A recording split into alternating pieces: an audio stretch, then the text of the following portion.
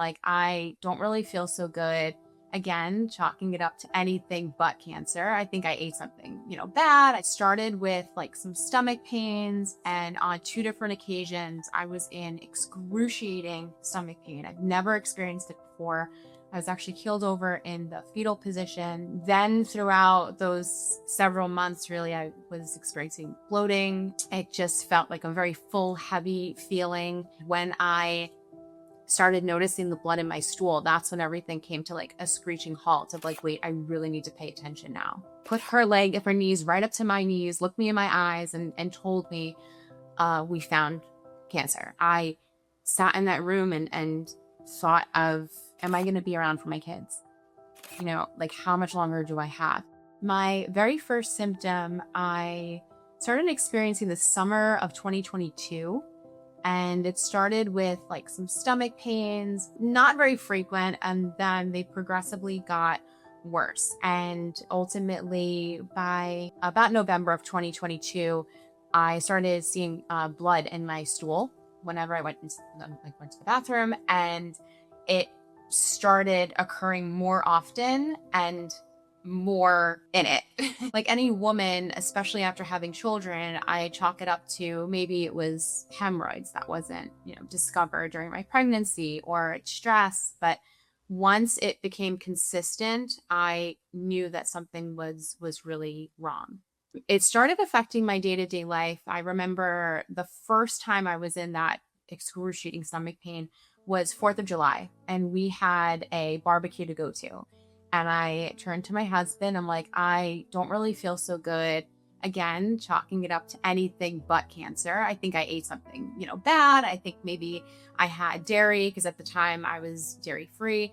Telling him, take the kids, don't miss the party, go hang out. And I'm literally in the fetal position, like on my couch. I've never experienced that before. My husband has never seen me like that before. Other than that, it wasn't really affecting my day-to-day. Like, I had kids to take care of. My kids were 3 and 4 at the time. Everything was go, go, go. It's actually kind of funny because I was working with a dietitian at the time. I mean, I just had my son and trying to get back into fitness and doing all of the, good, healthy, right things. I was telling my dietitian about the bloating and the symptoms that I was having. And, we exhausted all the different avenues. We're like, okay, let's try to cut this out. Let's see if gluten is the problem. Let's see if certain foods are the problem. What's triggering this? And we couldn't really find a definitive answer by cutting out certain foods. So her suggestion was I do a GI map test. At that point in time, I started gradually noticing the blood in my stool, but it wasn't to the point of being alarmed. I sent that out to the lab, got the results about 3 weeks later, and they indicated there were traces of blood. And I think that was my first kind of like, oh, okay, wait a minute here. And then my dietitian said, I really think that you should see a gastroenterologist to further investigate. And it was when that result came back that everything kind of clicked, and even my body was like, hey, we're going to scream a little bit louder now. So I give her credit for that all the time. Her name is Taylor Wilson. She's a registered dietitian in New Jersey. And I tell her all the time that I'm able to, like, you literally saved my life. I'm like, I don't think that you understand the magnitude of this. When we start paying attention to our bodies and really put in the time and effort, no matter what that looks like for you, we start to develop that awareness. We start to understand what our normal feels like and looks like, and when there are abnormalities that pop up, because our body speaks to us all the time. It's just a matter of whether or not we're listening. We thought it was a gut dysbiosis. That's really the reason why we went for the GI map test. So when I went to my GI, I explained to her and I gave her the results of my GI map test. She immediately wanted me to go in for a colonoscopy. I don't think that either one of us really felt that it could have been cancer. So fast forward to December 9th, 2022, a date I will never forget. I went in for my colonoscopy, and When I came to in the recovery, my doctor, who's the sweetest woman in the whole world, Dr. Shukla at Atlantic Gastro in New Jersey, such a sweet, sweet woman, came to my bedside and put her hands on my arm and said, we found a couple of polyps, one of them which was the largest I've seen in my practice. And it took me a while, but I was able to remove it. She said she had to inject certain things, use certain tools, but she was able to surgically remove it. She said, you explained that, pathology was going to get back to me, but she had a little bit of a tone in her voice that kind of told me what I needed to know. Then fast forward to 3 days before Christmas, and I'm called back into her office, and I'm sitting down, and I knew, because the wonderful patient portals that we have access to now told me about a week prior to my appointment. And I was kind of trying to mentally prepare, but nothing can ever mentally prepare you for sitting down in a doctor's office and being told that you have a cancer diagnosis. And 3 days before Christmas, I was told by her, again, such a sweet woman, came right up to me, put her hands on my legs, like put her leg of her knees right up to my knees, looked me in my eyes, and told me, we found cancer. She said, we're not sure what stage it is. We're not sure if I was able to remove all of it, but I'm very hopeful and you're going to be okay. And I started hysterical crying, naturally.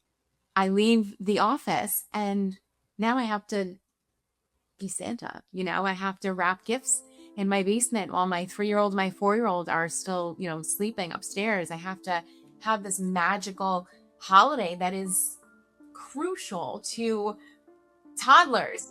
This is the most magical time of the year. This is what it's about. Which was a huge challenge, and it was really difficult, and it was one of the hardest parts of this whole entire journey. Cancer never crossed my mind when I was going to the gastroenterologist or even discussing it with my dietitian or family members, or it never crossed my mind. I was 37 years old. I was healthy. I worked out every single day. I went on nightly walks with my family. I ate right, no fried food to the T. I was this model health, person to really look at. And I've always been very hyper aware of my body. That's just how I always been my whole entire life. I was always into fitness. I was always into eating clean, organic, which is why I was in shock when I received the colon cancer diagnosis. I checked all the boxes. I did all the right thing. Never would I have thought age being a factor, health being a factor, even family history being a factor, because I had no family history of colon cancer. So it just didn't make sense. So one of my cousins, after getting diagnosed with colon cancer, one of my cousins I spoke to, I reached out to, because now at this point, everyone is asking me for family history. And I have little to no information. My cousin then told me, wow, that's so crazy, because our other cousin, who's the same age as me, 37 at the time, was diagnosed with stage 3 colon cancer 2 months before I received my diagnosis and was going through treatment. And which floored me, because I'm well, obviously there's something here now. He and I both established the family history.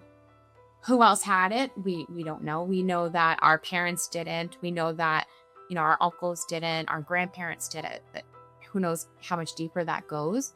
Because it was so close to the holidays, literally every doctor was just on break, or I had to see a lot of specialists at that point. And, the offices were closed or had limited hours for holidays. So that was really difficult to navigate through.